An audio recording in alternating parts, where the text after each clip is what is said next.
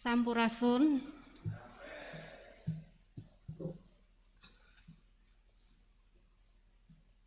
Kami Majelis Jemaat mengucapkan selamat datang dan selamat beribadah di gereja kami. Dengan mempergunakan protokol kesehatan selama ibadah, jemaat diharapkan memakai masker. Bagi jemaat yang baru pertama kali beribadah di gereja kami dengan senang hati mengundang saudara untuk kembali beribadah di gereja kami. Apabila saudara memerlukan pelayanan konseling, kami selanjutnya silakan menghubungi pendeta jemaat, majelis jemaat, ataupun sekretariat yang bertugas setiap hari dari hari Senin sampai hari Minggu jam 8 sampai jam 2 siang.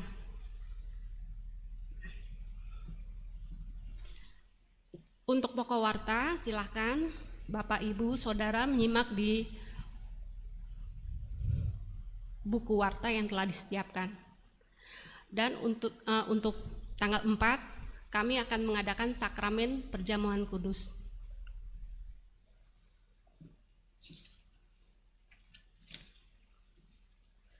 Marilah kita masuk ke dalam kebaktian dengan mata dan hati yang tertuju kepada kehadirat Allah yang Maha Kudus, sumber hidup kita.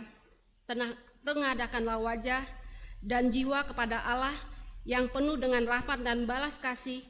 Gerakanlah semangat dan tangan bagi kemuliaan Allah, sumber kekuatan kita. Bukalah pikiran dan rangkaikanlah kata untuk memuji Allah. Allah adalah penolong dan penyelamat kita. Kita sambut ibadah pagi ini dengan PKJ 4 ayat 1 dan 2.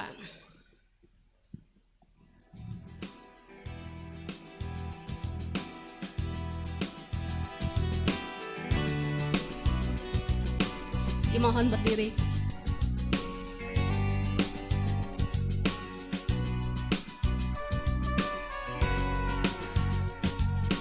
Angkatlah hatimu pada Tuhan, bunyikan kecapi dan menari. Jangan lupa bawa persembahan. Mari kawan, ajak teman bersama menyembah. Sorak-sorak haleluya. Mari nyanyilah. Pujilah Tuhan yang Maha Kudus. Mari kawan, ajak teman bernyanyilah terus.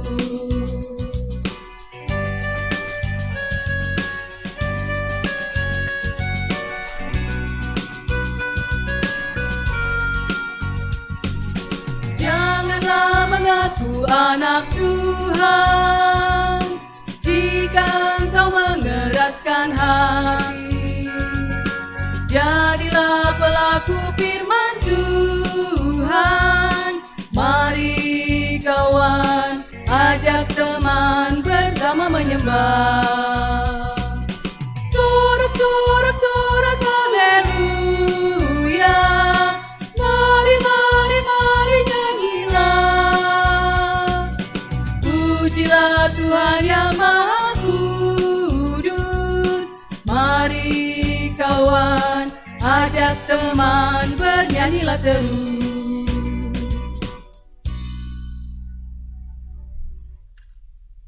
Dalam kasih yang telah dinyatakan bagi kita pada kesempatan saat ini, mari kita memulai bakti kita kepada Allah yang Maha Kuasa, sebab pertolongan Allah Bapa sudah diberikan kepada kita dengan penyelamatan oleh Yesus Kristus.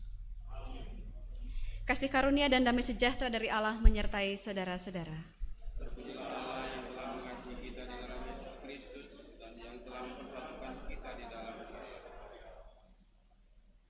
Dengarlah firman Tuhan yang menjadi nats pembimbing pada kebaktian minggu hari ini, diambil dari 2 Korintus pasal 7 ayat yang pertama. Saudara-saudaraku yang kekasih, karena kita sekarang memiliki janji-janji itu, marilah kita menyucikan diri kita dari semua pencemaran jasmani dan rohani, dan dengan demikian menyempurnakan kekudusan kita dalam takut akan Allah.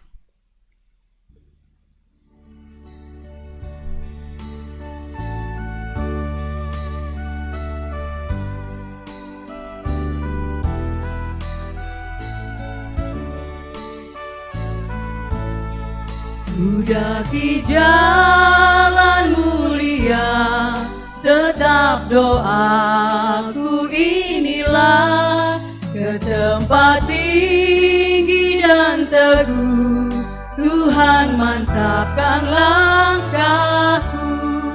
Ya Tuhan, angkat diriku lebih dekat kepadamu, di tempat tinggi dan teguh, Tuhan mantapkan langkahku.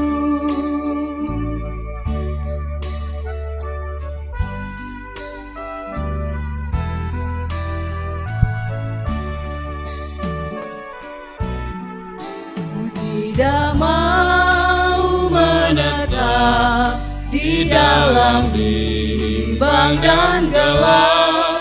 Rinduanku, tujuanku, tempat yang tinggi dan teguh.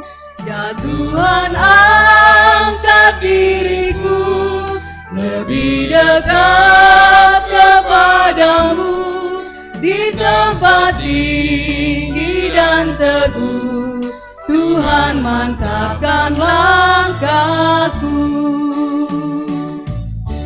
Jemaat dipersilakan dulu. Marilah kita datang mendekat dengan mengakui segala dosa-dosa kita di hadirat Allah.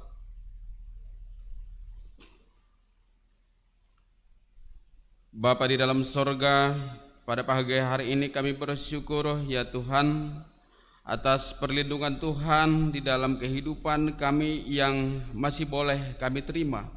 Bahkan pagi hari ini kami kembali beribadah, datang dengan penuh sesal dan malu atas segala dosa dan kesalahan kami. Kiranya layakkan kami Bapa untuk kami boleh beribadah dan boleh diperkenankan datang ke altar Tuhan. Di dalam nama Kristus Yesus kami memohon kepadamu. Amin. Ya Allah Bapa,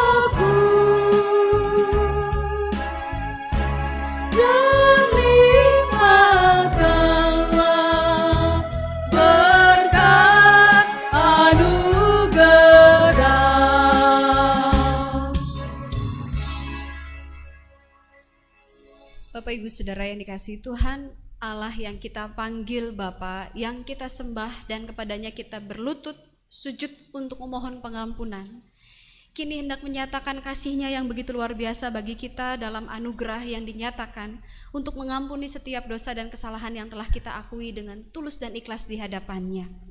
Sebagaimana dinyatakan oleh Rasul Paulus kepada jemaat di Kolose pasal 1 ayat 13 dan 14, yang menjadi berita yang membuat kita bersukacita. Demikian dinyatakannya.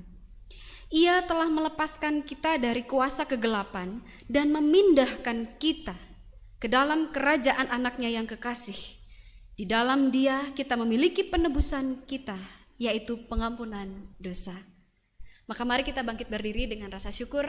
Kita nyatakan kepada Allah bahwa kasih yang di dalam Yesus Kristus memberikan kepada kita kesempatan untuk kita mengucap syukur dan mengarahkan hidup kita.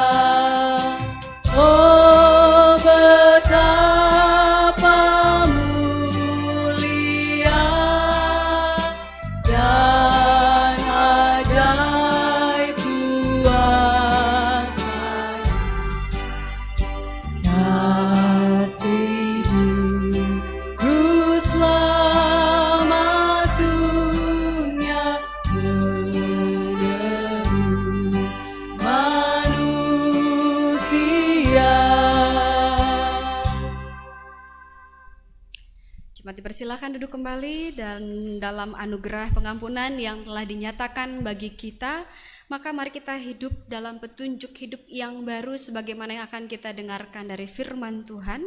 Namun sebelumnya mari kita bersatu hati di dalam doa.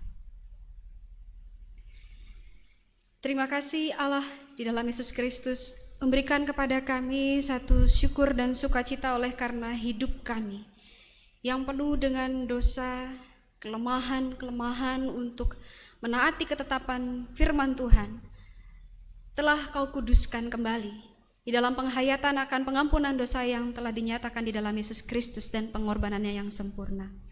Pada saat ini kami sangat rindu untuk mendengar tuntunan firman-Mu juga ya Tuhan, sebagai petunjuk bagi kami hidup di dalam kehidupan yang telah Tuhan kuduskan melalui pengampunan dosa, agar kami beroleh kebahagiaan untuk kami menyadari bahwa kami adalah anak-anak yang telah Kau pilih dan Kau tetapkan untuk dapat melakukan apa yang baik di hadapan-Mu melalui karya kami di tengah-tengah sesama.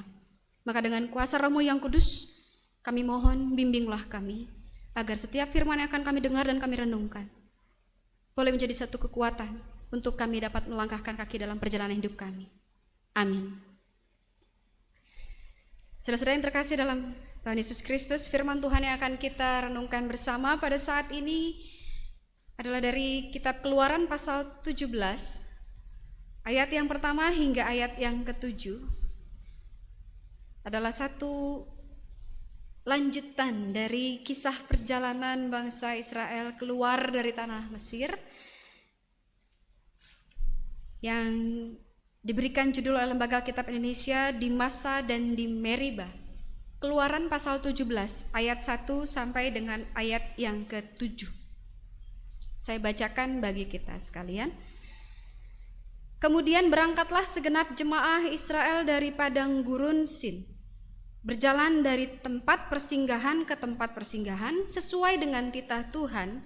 Lalu berkemahlah mereka di Rafidim, tetapi di sana tidak ada air untuk diminum bangsa itu.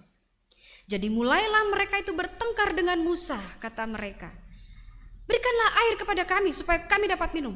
Tetapi Musa berkata kepada mereka, "Mengapakah kamu bertengkar dengan aku? Mengapakah kamu mencobai Tuhan?" Hauslah bangsa itu akan air di sana. Bersungut-sungutlah bangsa itu kepada Musa dan berkata, "Mengapa pula engkau memimpin kami keluar dari Mesir untuk membunuh kami, anak-anak kami dan ternak kami dengan kehausan?" Lalu berseru-serulah Musa kepada Tuhan, katanya, Apakah yang akan kulakukan pada bangsa ini? Sebentar lagi mereka akan melempari aku dengan batu. Berfirmanlah Tuhan pada Musa. Berjalanlah di depan bangsa itu dan bawalah beserta engkau beberapa orang dari antara para tua-tua Israel.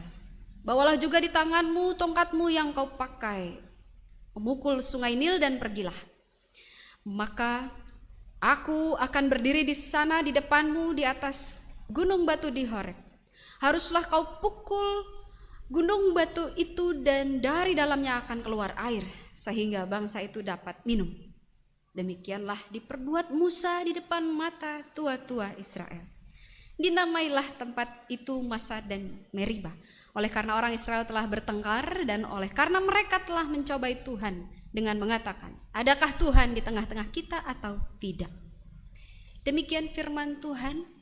Tentu kita akan berbahagia jika kita tidak hanya mendengar, merenungkan firman Tuhan, tetapi juga memelihara kebenaran firman Tuhan di dalam kehidupan kita sehari-hari.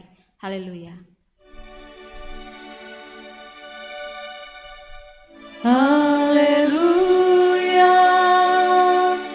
haleluya, haleluya.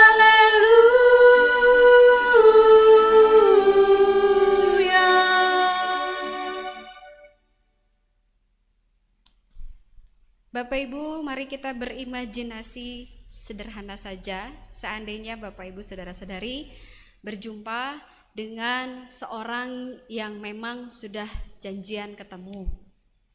Orang tersebut akan melakukan kerjasama bisnis dengan Bapak Ibu saudara-saudari. Bapak Ibu bertemu, lalu kemudian bercakap-cakap di sebuah tempat. Lalu kemudian orang tersebut yang berjanji bersama dengan kita untuk melakukan bisnis ini pamit dulu sebentar untuk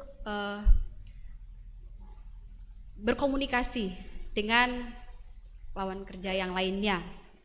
Dan saat meninggalkan tempat kita bercakap-cakap, dia tinggalan dompet. Ya, kita simpan, tapi setengah jam kita tunggu, loh kok perginya lama sekali. Sejam setengah, Bapak Ibu Saudara menunggu, 2 jam, 3 jam kira-kira.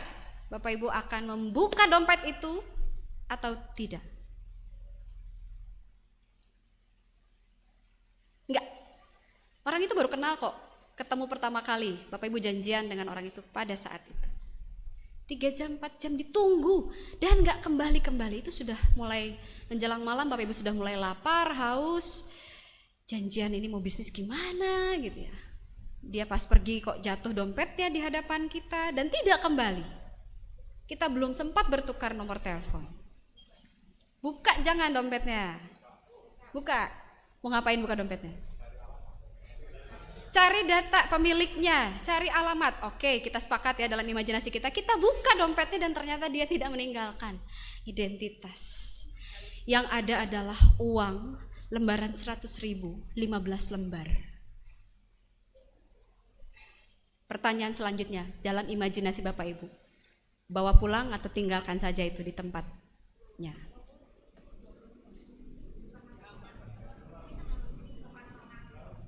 Setengah-setengah. Ambil sebagian tinggalkan di dalam dompetnya. Bawa pulang? Isinya ambil, dompetnya simpan. Loh, jawaban itu sangat realistis kan? Kita lagi butuh pekerjaan, kemudian ada orang yang berkenalan di media sosial dan kita juga sudah cek ke media sosialnya, ternyata juga pas lagi nggak online. Luar biasa panik mungkin saat kita berimajinasi gitu dan kita membayangkan kita butuh, lagi lapar pula, mau pulang, ini ongkosnya pas-pasan, kok orang ini justru malah ceroboh sekali, punya dompet nggak ada identitasnya. Maksudnya kalaupun ada identitas mungkin ya identitas yang istilahnya alamat kerja yang mungkin nggak jelas begitu ya. Dengan uang yang memang kita butuhkan dan itu tidak kembali, orang yang berjanji bercakap-cakap dengan kita, godaan seperti yang jawaban Pak Hardi tadi pasti ada juga dalam benak kita. Ya sudah, ambil saja uangnya, simpan dompetnya. Cari aja cari orang yang baru aja gitu ya. Mungkin kalau orang Kristen mas sambil berdoa, mudah-mudahan nanti Tuhan kasih rezeki lebih berlimpah dah. Kali mungkin ini cara Tuhan untuk memberikan saya rezeki. Nah, positive thinking amat ya kita ya kadang-kadang ya, kalau berimajinasi. Bapak Ibu Saudara, ada satu kisah nyata seorang penduduk di Wanzhou, Chongqing namanya tempatnya. Dia adalah seorang pria berusia 58 tahun, kerjanya adalah kuli panggul barang di satu terminal. Zheng Dingxiang namanya. Dia seorang suami yang sangat setia. Istrinya sedang sakit, dirawat di rumah sakit dan membutuhkan dana yang cukup besar. Sebagai kuli panggul, dia tentu harus memiliki kekuatan secara fisik, tetapi juga dia menempa dirinya dengan satu prinsip bahwa saya harus bekerja dengan jujur. Suatu ketika dia berhadapan dengan seorang yang minta tolong untuk bawakan barang-barangnya. 2 buah karung besar dengan cukup berat, dipanggul dengan menggunakan satu tongkat. Bawa ya, kemana Pak? Kemana bos? Gitu biasanya kalau kulikan bersama dengan orang itu panggilannya bas bos gitu aja ya. Kemana bos? Siap gitu ya. Ke bagian atas karena terminal itu di bagian bawah tanah, naik, nanti kemudian di jalan trotoar, di situ nanti ada lapak. Nanti di tempat itu gitu, janjian. Oke, siap. Bosnya berjalan di depan dan karena memang harus mengangkut barang yang sangat berat itu dari bawah naik tangga, maka kan fokus perhatian si bapak ini adalah pada tahapan tangga yang akan dilewati. Si bosnya pergi mampir ke warung beli minum, kulinya terus naik sampai di atas, dia bingung, loh bos mana ya? Loh bos di mana ya gitu. Dia berusaha untuk mencari ke semua arah dan dia panik karena kehilangan jejak. Orang yang memiliki barang ini pasti juga akan panik, dia berpikir seperti itu. Sepanjang hari tidak bertemu dengan orang yang memiliki barang tersebut. Apa yang dilakukannya? Dia pulang, dia bawa barang-barang tersebut, besok paginya dia bawa lagi dan dia cari lagi. Barangkali mungkin si bos itu udah kemarin juga nyari seharian dan tidak berjumpa, datang lagi ke terminal ini, ya sudah. Jadi dia nongkrong dengan 2 barang yang tidak jelas itu di mana keberadaan sang tuan. Hari ketiga pun dia lakukan seperti itu, dan cuaca di Cina sana kan memang 4 musim, mulai menuju masuk ke musim dingin. Sudah mulai dia tidak kuat dengan badannya karena harus duduk seharian dari pagi sampai malam untuk nungguin barangkali ada yang memiliki barang ini untuk mencari, maka saya setiap standby gitu. Hari keempat dia kemudian mulai jatuh flu dan teman-teman yang lain mulai, bodoh kamu, bodoh. Ngapain kamu sebegitu tekunnya menjaga barang yang gak jelas, orangnya gak mungkin juga cari, ini udah berapa hari. Buka barang itu, jual. Kan kamu dapat duit, toh ini udah 4 hari kamu gak dapat duit apa-apa. Istri kamu lagi sakit, realistis aja kalau hidup, jangan terlalu bodoh gitu. Tidak. Dia buka memang, dan dia ketahui, oh jaket untuk musim dingin. Diketahui sama teman-temannya gitu ya, tuh kan barang bagus ini, udah sini saya minta 1, jangan. Dia hampir bertengkar dengan teman-temannya dan dia berusaha tetap melindungi, ini barang bukan milik aku, ini bahkan bukan juga milik kamu, saya tetap jaga. Hari kelima pun sama, orang-orang di terminal juga akhirnya mengenali bapak tua ini dan mengatakan, Pak, udahlah nggak usah konyol, Bapak juga banyak kebutuhannya, udah barang itu simpan aja, kalau nggak jual aja buat jadi kebutuhan Bapak. Pulang sana, istri Bapak juga kan membutuhkan Bapak gitu ya. Sudah, nggak usah di sini. Bahkan kepala stasiun pun memberikan informasi yang sama. Sudah pergilah, jangan terlalu menyiksa diri. Tidak, saya memang tidak punya uang, tapi bukan saya berarti tidak bermoral. Jawabannya cuma singkat itu saja. Saya memang tidak punya uang, tapi saya bukan orang yang tidak punya moral. Dan ternyata di hari kelima itulah si pemilik barang kemudian mendapatkan informasi bahwa ada satu kuli bangunan yang jagain 2 karung besar, tetap ada di stasiun, dan kemudian berjumpalah mereka dan berterima kasih. Singkat cerita kemudian si kuli ini pergi ke istrinya dengan upah yang mungkin sewajarnya diberikan oleh pemilik barang, dan happy endingnya lagi, kisahnya dia itu diangkat dan menjadi satu sorotan bagi masyarakat Cina. Inilah sosok orang yang layak untuk diteladani, kuli yang memiliki moralitas tinggi gitu ya.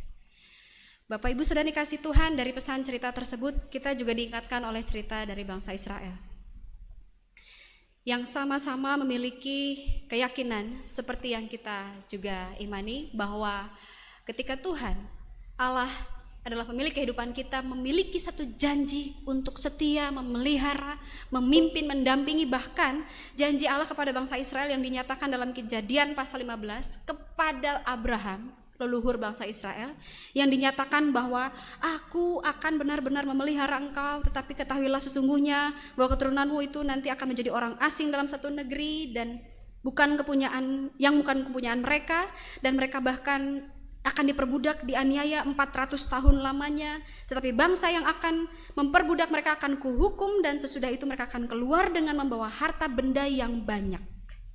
Ini janji kepada Abraham jauh sebelum Israel terbentuk, yang ternyata benar-benar tergenapi. 400 tahun kurang lebih mereka ada di Mesir, tapi kemudian juga mereka bisa berhasil keluar dengan janji bahwa nanti mereka akan tetap memiliki harta kekayaan yang banyak. Bahkan keturunan Abraham akan seperti bintang-bintang di langit. Janji itu dipelihara terus sampai kemudian mereka benar-benar berhasil keluar dari ancaman maut dari bangsa Mesir, dan semua peristiwa alam sudah mereka saksikan bahwa Allah benar adalah Allah yang maha kuasa, menepati janjinya.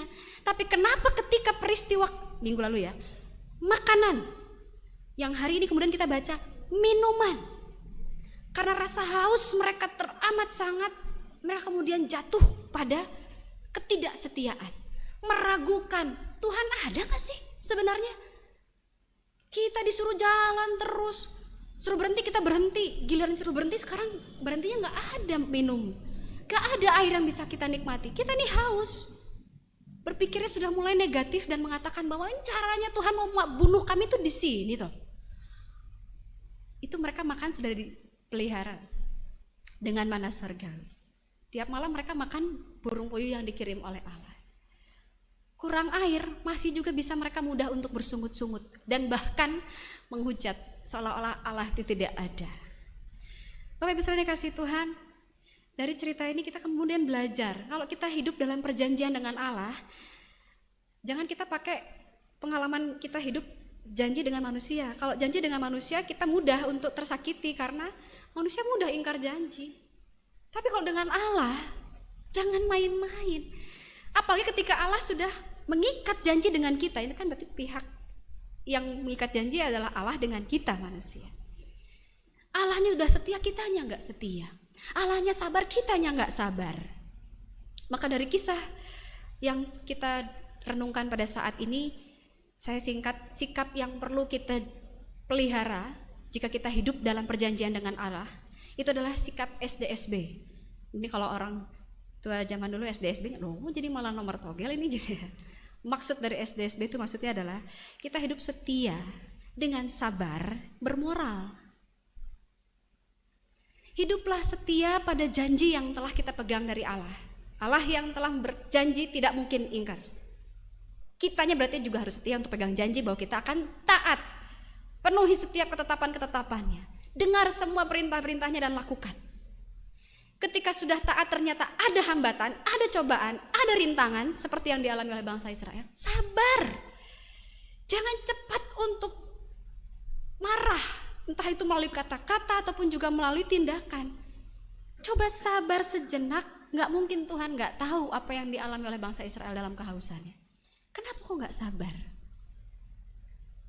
Kita ini manusia yang paling butuh pelatihan untuk sabar, karena roh yang ada dalam diri kita mungkin penurut, tapi jasmani kita ini kadang-kadang sulit sekali untuk kita kendalikan. Kalau sudah rasa haus itu rasanya, waduh, apa saja udah berusaha untuk dicari. Yang kadang-kadang kita juga lupa, haus itu sebenarnya kebutuhan atau keinginan sih? Harusnya kan kebutuhan.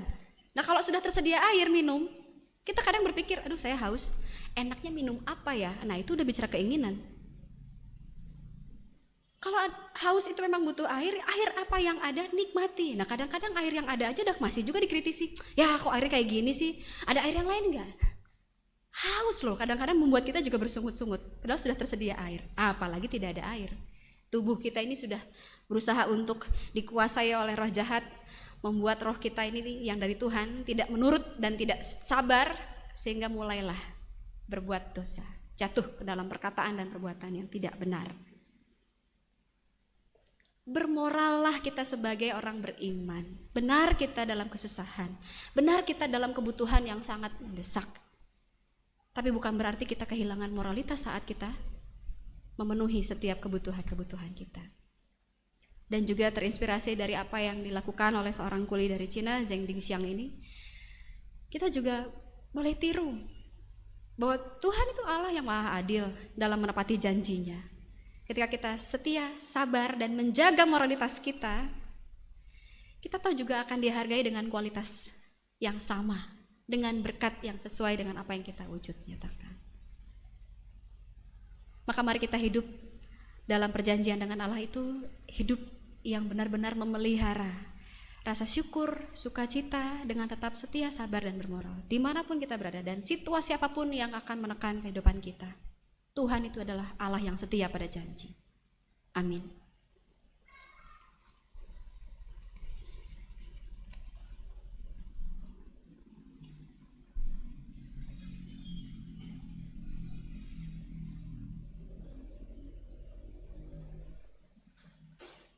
Dengan kebenaran firman Tuhan yang menyegarkan setiap keyakinan kita, maka mari kita bangkit berdiri. Kita perbaharui kembali pengakuan iman rasuli kita dengan menyatakan dalam kesungguh-sungguhan pengakuan iman rasuli kita demikian. Aku percaya kepada Allah, Bapa yang Maha Kuasa, Khalik langit dan bumi, dan kepada Yesus Kristus, anaknya yang tunggal Tuhan kita, yang dikandung daripada Roh Kudus, lahir dari anak darah Maria, yang menderita secara di bawah pemerintahan Pontius Pilatus, salibkan, mati, dan dikuburkan, turun dalam kerajaan.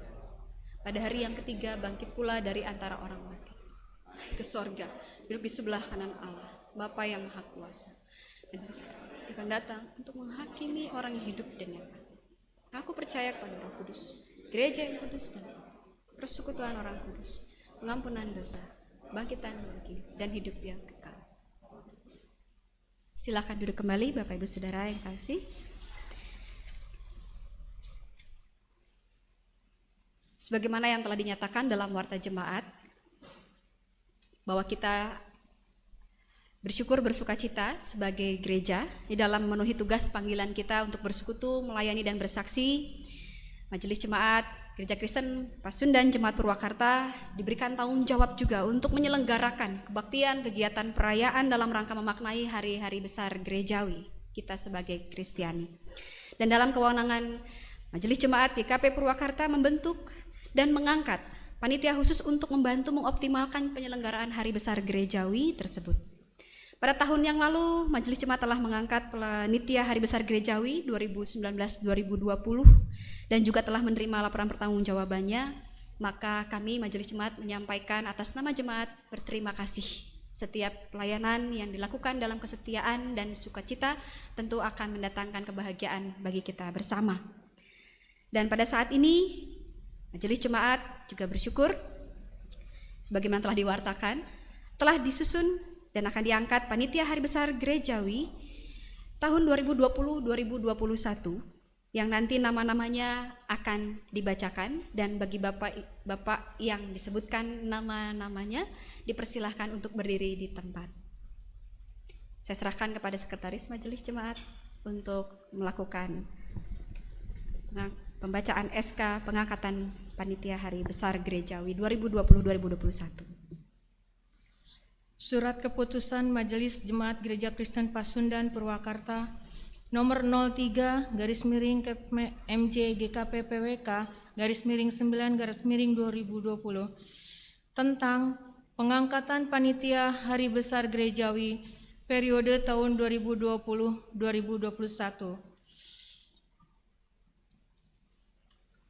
Majelis Jemaat Gereja Kristen Pasundan Purwakarta menimbang: 1. Dalam rangka mewujudkan panggilan Gereja Kristen Pasundan melalui persekutuan kesaksian dan pelayanan, maka diselenggarakan penata layanan yang tertib, teratur, dan terarah. 2. guna terpeliharanya kehidupan kebersamaan serta semangat dalam melaksanakan tugas panggilan gereja sebagaimana tertuang dalam butir 1. Majelis Jemaat Gereja Kristen Pasundan Purwakarta membentuk dan mengangkat panitia Hari Besar Gerejawi Gereja Kristen Pasundan Jemaat Purwakarta tahun 2020-2021. Mengingat Tata Gereja Kristen Pasundan 2. Peraturan pelaksanaan tata gereja Gereja Kristen Pasundan. 3. Berakhirnya tugas dan pelayanan panitia Hari Besar Gerejawi Gereja Kristen Pasundan Jemaat Purwakarta tahun 2019-2020. 4. Rapat Majelis Jemaat GKP Purwakarta pada tanggal 18 September 2020 mengenai penetapan dan pewartaan calon anggota panitia Hari Besar Gerejawi tahun 2020-2021. 5. Pewartaan kepada jemaat pada tanggal 20 dan 27 September 2020. Dan ke-6, kesediaan yang bersangkutan menjadi anggota panitia Hari Besar Gerejawi memutuskan, menetapkan, mengangkat panitia Hari Besar Gerejawi Gereja Kristen Pasundan Jemaat Purwakarta tahun 2020-2021 dengan penjelasan dan ketentuan sebagai berikut. Pertama, Majelis Jemaat menetapkan nama-nama yang tercantum dalam lampiran surat keputusan ini sebagai anggota panitia Hari Besar Gerejawi Gereja Kristen Pasundan Jemaat Purwakarta tahun 2020-2021. Kedua, tugas dan tanggung jawab panitia Hari Besar Gerejawi tahun 2020-2021 sebagai berikut. A. Menyelenggarakan hari ulang tahun Gereja Kristen Pasundan. B. Menyelenggarakan kegiatan Natal tahun 2020 dan tahun 2021. C. Menyelenggarakan kegiatan Paskah tahun 2020-2021. D. Menyelenggarakan kegiatan kenaikan Tuhan Yesus Kristus dan Pentakosta. Ketiga, semua tugas dan tanggung jawab di atas agar tetap memperhatikan aspek spiritualitas, kebersamaan, optimalisasi SDM jemaat, serta kreativitas yang tidak bertentangan dengan ketentuan yang berlaku di lingkungan Gereja Kristen Pasundan. Keempat, periode pelayanan panitia Hari Besar Gerejawi berlangsung selama 1 tahun, yakni sejak pengangkatannya tanggal 27 September 2020 sampai dengan 27 September 2021. Kelima, pada akhir tugas panitia Hari Besar Gerejawi tahun 2020-2021 menyampaikan laporan pertanggungjawaban secara tertulis kepada Majelis Jemaat. Dengan ditetapkannya anggota panitia Hari Besar Gerejawi tahun 2020-2021, maka tugas panitia Hari Besar Gerejawi tahun 2019-2020 dinyatakan telah berakhir. Majelis Jemaat akan atas nama Jemaat menyampaikan terima kasih atas kerjasamanya dan pelayanannya. Kiranya Tuhan memberkati.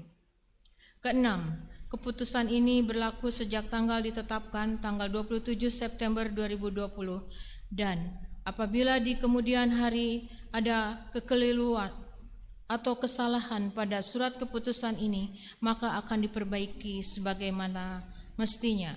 Ditetapkan di Purwakarta tanggal 27 September, berlaku sampai 27 September 2021. Majelis Jemaat Gereja Kristen Pasundan, Ketua Umum Pendeta Maria Aprina SSI, Sekretaris 1 Sri Susianingsih SKP Mars. Saya akan membacakan lampiran surat keputusan Majelis Jemaat Gereja Kristen Pasundan kepada yang nama-namanya disebutkan di dalam lampiran, dimohon untuk berdiri. Ketua Hardi Akin,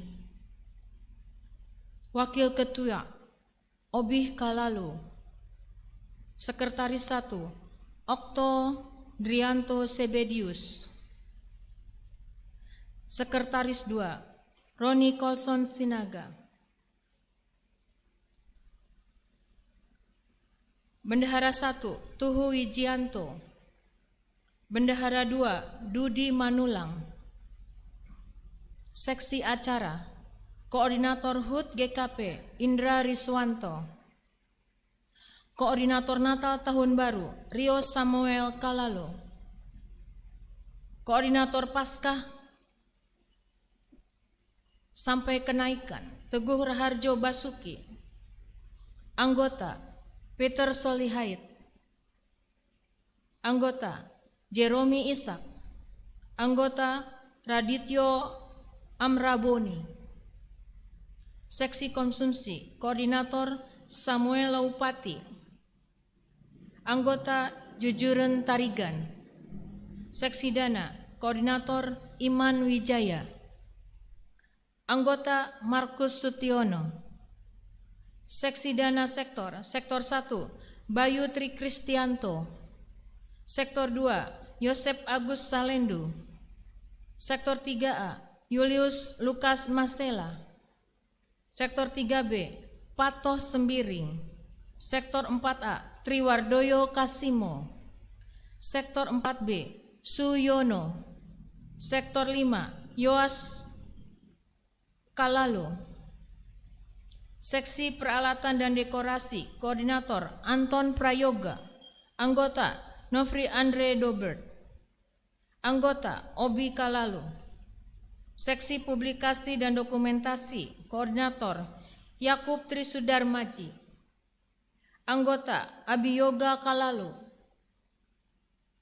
Anggota Irwan Sandi. Seksi Keamanan Koordinator Yeheskia Mangamba. Anggota Surya Swanturi.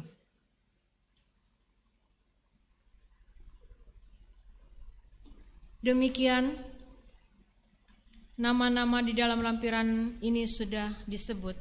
Terima kasih untuk yang sudah bersedia menjadi panitia PHBG atas nama Majelis Jemaat dan Jemaat. Untuk itu dipersilahkan untuk duduk kembali.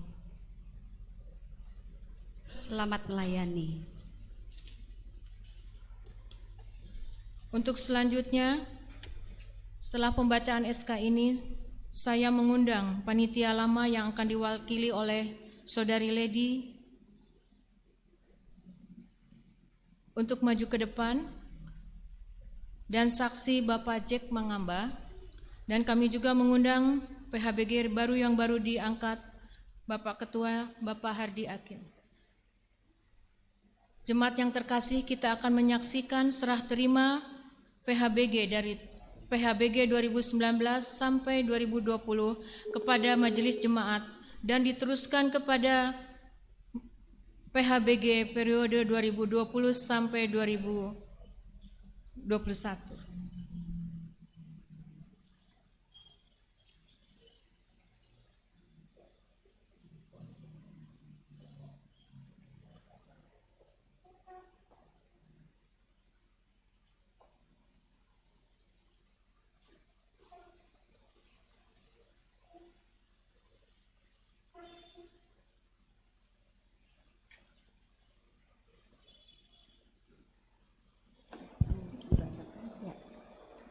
Saya akan bacakan secara singkat berita acara serah terima PHBG 2019-2020. Kami atas nama Panitia Hari Besar Gerejawi mohon maaf apabila selama ini menjalankan tugas dan pelayanan kurang berkenan di hadapan jemaat sekalian. Maka pada hari ini, Minggu 27 September 2020, akan diserahkan inventaris Panitia Hari Besar Gerejawi sebagai berikut. Yang pertama adalah laporan kegiatan dan keuangan PHBG 2019-2020.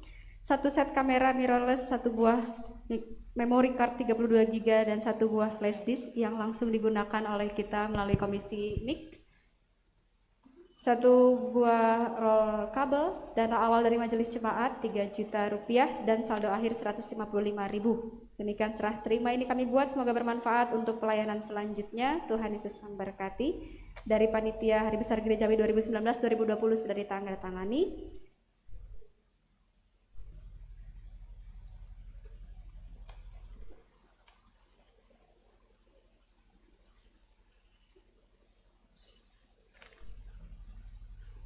Untuk saksi dari Penatua Koordinator Pelayanan Kaum Bapak.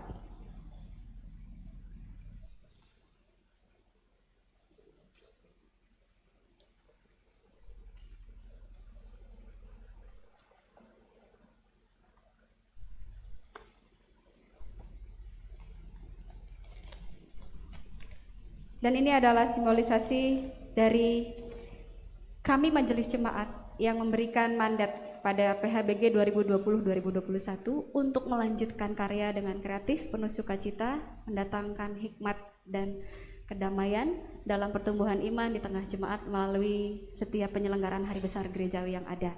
Selamat melayani, Tuhan Yesus memberkati. Terima kasih untuk PHBG 2019-2020.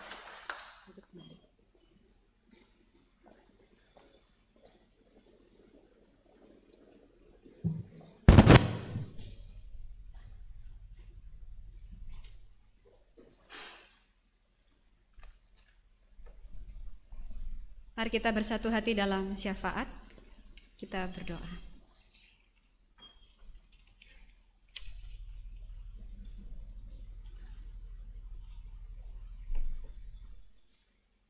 Ya Tuhan Allah yang kami panggil Bapa, yang memberikan pada kami kekuatan, penghiburan bahkan di saat kami mengalami tekanan kehidupan dalam situasi yang kami jalani saat ini.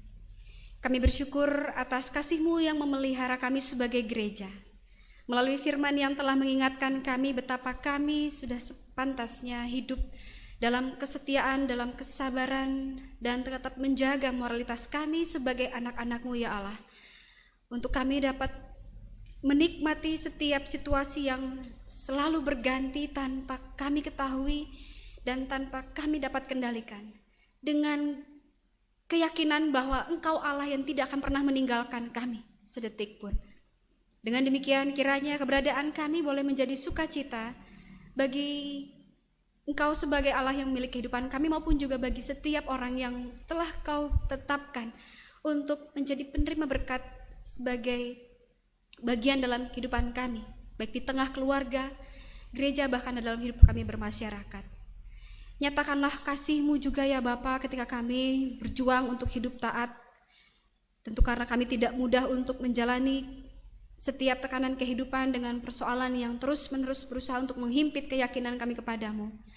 Maka dengan segala peristiwa kehidupan yang kami jalani, biarlah kiranya kami juga beroleh kekuatan dan hikmat Tuhan, bahwa setiap perkara yang kami hadapi, sebagaimana perkara-perkara yang telah kami lewati di masa lalu, maka Tuhan juga akan membuat kami mampu untuk melewati itu ketika kami tetap berada dalam ketaatan dan kesetiaan.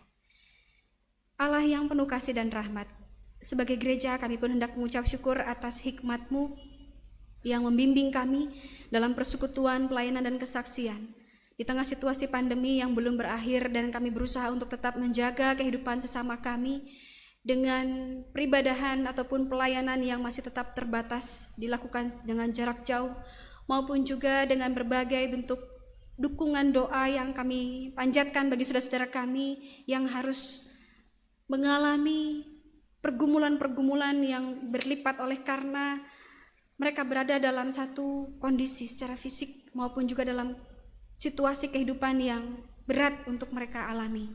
Kami mendukung mereka di dalam doa, dalam perhatian yang kiranya juga Tuhan boleh berkati dan kuduskan, agar saudara-saudara kami pun tetap meyakini bahwa Allah yang memberikan mereka kehidupan adalah Allah yang benar-benar taat pada janji dan setia untuk menjaga, bahkan memberikan pada saudara-saudara kami ini kekuatan. Secara khusus kami berdoa bagi Bapak Fredrik Hereno, Bapak Catur Jatmiko, Bapak Sahat Sirait, Bapak Juhari, Ibu Suarsem, Bapak Raden Mirsam, Bapak GN Mamuaya, pemulihan Bapak Joni Mende, Bapak Nofri Andre Dobert, Ibu Ani Sri Wahyuni, Bapak Richard Niko Pasaribu, dan saudara-saudari kami sebagai kaum usia indah, orang tua kami yang sampai saat ini pun tetap berjuang untuk memiliki kesehatan yang berasal dari Tuhan di tengah segala aktivitas yang terbatas yang mereka harus jalani. Allah yang kami puji dan kami sembah, Engkau Allah yang juga yang kami percaya mampu untuk memberikan kekuatan dan penghiburan bagi keluarga dari Ibu Cucu Siti Mariam ataupun Bapak Hadi Permana. Telah Kau panggil dan meninggalkan dunia ini ibunda terkasih dari Ibu Cucu, yaitu Ibu Iroh Rohana di Subang. Tetapi biarlah kiranya Tuhan tetap menjadi kekuatan di dalam kasih dan dalam kesetiaan, sehingga keluarga yang ditinggalkan tetap memiliki pengharapan dan memegang janji Tuhan yang akan menguatkan mereka dengan tabah, sehingga kehidupan yang akan dijalani sekalipun tidak bersama dengan orang yang mereka kasihi tetap adalah kehidupan yang penuh dengan kasih Tuhan. Kami berdoa juga ya Bapa untuk saudara-saudara kami yang sampai saat ini pun tetap berjuang untuk melakukan setiap tugas tanggung jawab mereka sebagai tim medis di seluruh rumah sakit yang ada, secara khusus di Rumah Sakit Purwakarta di dalam penanganan COVID-19 maupun juga dalam segala upaya untuk menantikan hasil karya manusia untuk menjadi alat yang membawa berkat dan kemudian kami dapat melanjutkan kehidupan melalui vaksin yang telah diuji cobakan. Tuhan kiranya berkati tim medis dan bahkan seluruh bagian dari aparat pemerintah baik di lingkup Kabupaten Purwakarta bahkan juga dalam lingkup nasional dan internasional, agar setiap hal yang kami upayakan sebagai manusia tidak kemudian mengesampingkan kuasa Allah yang Maha Kudus yang memampukan segala sesuatu dapat terjadi sesuai dengan kehendak Tuhan. Hanya Engkau sajalah. Maka di dalam kuasa-Mu itu Tuhan kami mohon agar kiranya Engkau juga berkenan memberikan kekuatan, memberikan kesabaran dan kesetiaan, ketekunan untuk terus menantikan janji Tuhan bagi mereka yang saat ini sedang menjaga kehamilan, mereka yang masih merindukan keturunan di tengah kehidupan keluarga, mereka yang masih mendambakan pekerjaan yang layak untuk mensejahterakan kehidupan keluarga, maupun juga yang mendatangkan pekerjaan bagi sesama. Tuhan berkati juga untuk mereka yang menantikan pasangan hidup agar berkenan di hadapan Tuhan dan membangun kehidupan yang lebih baik ke depannya.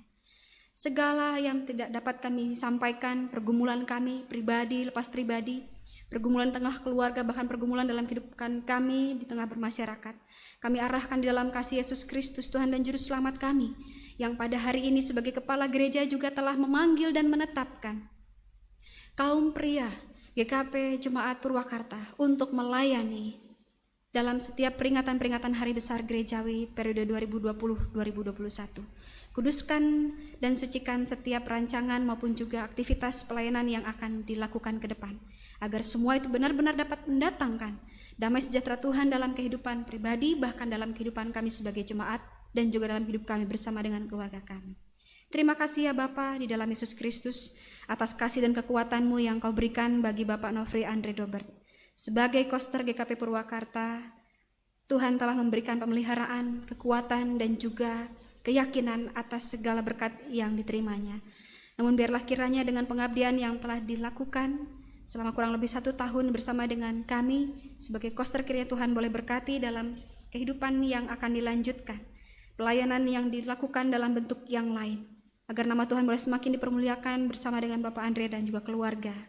Tuhan kiranya juga memberkati kami sebagai gereja, agar juga Tuhan pertemukan kami dengan pelayan-pelayan Tuhan yang juga terpanggil untuk turut serta bersama dengan kami, menyediakan layanan kebersihan maupun juga layanan keamanan dengan baik.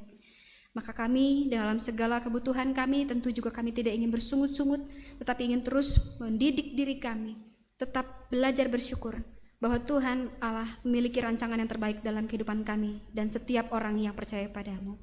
Inilah kami ya Bapa, di dalam Yesus Kristus Juru Selamat kami yang hidup, kami serahkan seluruh permohonan doa kami yang tak tersampaikan melalui doa yang telah Tuhan Yesus ajarkan dan hendak kami ucapkan bersama. Bapa kami dalam sorga, dikuduskanlah namamu, datanglah kerajaan-Mu, jadilah kehendak-Mu di bumi seperti di sorga. Berikanlah kami pada hari ini makanan kami yang secukupnya, dan ampunilah kami akan kesalahan kami, seperti kami juga mengampuni orang yang bersalah kepada kami.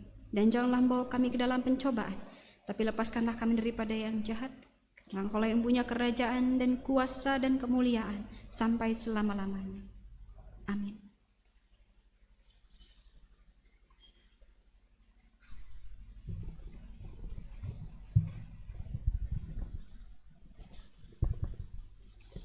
Bapak Ibu Saudara yang terkasih dalam Tuhan Yesus, tiba saatnya kita mengucap syukur kepada Tuhan dengan memberikan persembahan, dengan mengingat firman Tuhan yang terambil dari Filipi 4 ayat yang ke-6.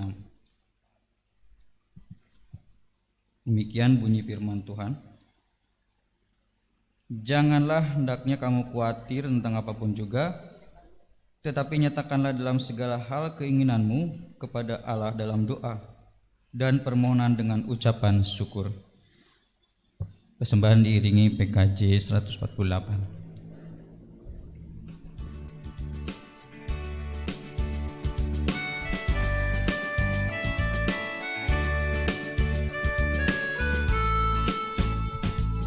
Terima kasih ya Tuhanku atas hari pemberian-Mu, hari baru limpah rahmat dan dipenuhi oleh kasih-Mu.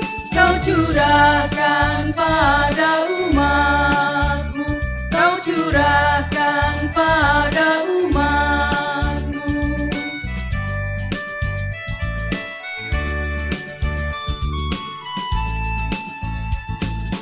Terima kasih atas waktu yang Kau tawarkan padaku, agar dalam masa muda aku belajar tentang kasih-Mu yang besar dan mulia itu, yang besar dan mulia itu.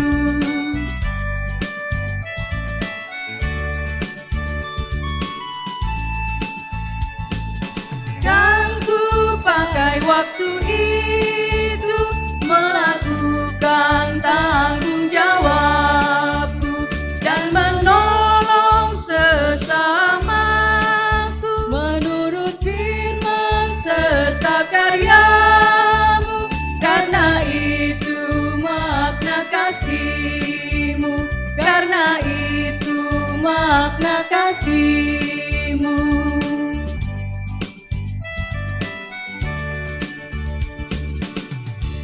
Bapak Ibu, kami undang untuk bangkit berdiri. Kita akan bawa persembahan kita dalam doa. Mari kita berdoa.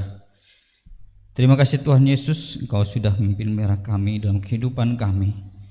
Dan Engkau juga telah memimpin kami Tuhan dalam perjalanan kami dari rumah, dan kami beribadah tempat ini, dan kami bisa berkumpul dengan tidak kekurangan suatu apapun Tuhan. Itu semua karena kasih karunia-Mu Tuhan. Tuhan Yesus, pada saat ini juga kami sudah memberikan persembahan yang merupakan berkat yang dari Engkau Tuhan. Kiranya Tuhan persembahan yang kami himpun Kau kuduskan, Kau sucikan, agar persembahan ini dapat berguna bagi pelayanan tempat ini. Berkati juga tangan-tangan yang mengelolanya Tuhan, agar semuanya dapat,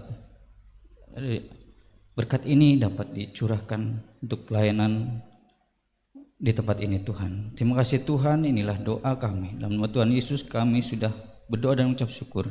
Haleluya, amin.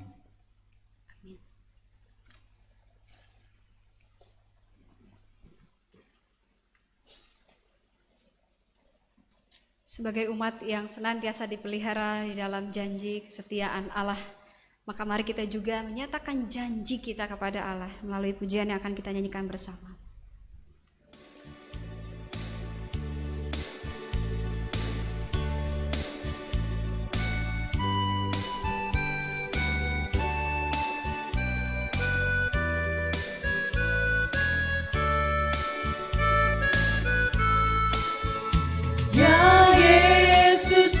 Berjanji setia padamu, ku minta Kau selalu dekat ya Tuhanku, di kancah pergumulan jalanku tak sesat, karena Engkau temanku, pemimpin terdekat.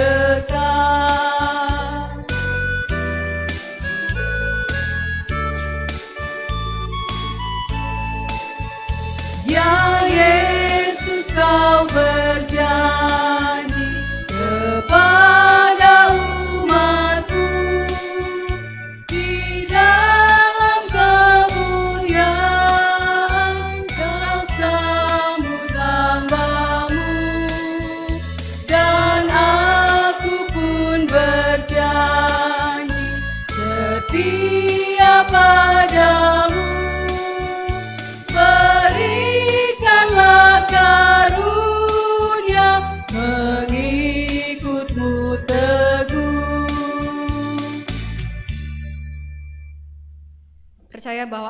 ada dalam kehidupan kita, maka percaya juga bahwa Ia tidak akan pernah mengingkar janji. Hiduplah dalam janji Allah dengan setia, sabar, dan bermoral. Mari terima berkat Tuhan yang menguatkan kita untuk melakukan kehendak firman-Nya. Allah berjalan di depan untuk menuntun saudara. Allah berjalan di belakang untuk menguatkan saudara. Allah ada di sekeliling saudara untuk menjaga dan memelihara saudara dari sekarang sampai selama-lamanya. Haleluya. Amin.